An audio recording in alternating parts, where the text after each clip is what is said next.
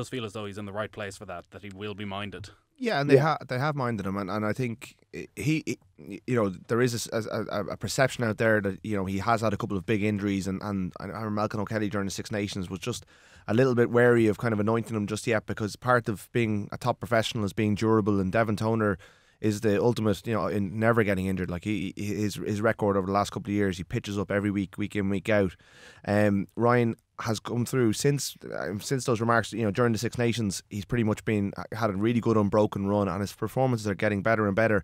And I think he does have things to add to his game, because if you watched him at under-20s level, he has an offloading game that we haven't really seen at the top professional level yet.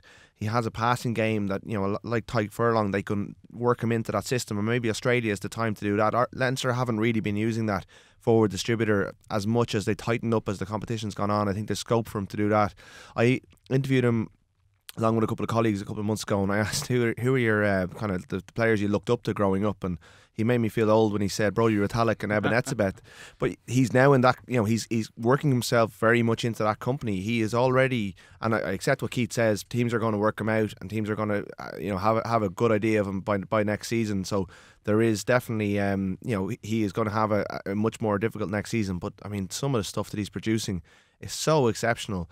And I just think of him and Ian Henderson in Ireland jerseys alongside each other, and the dynamism that you have in that pairing.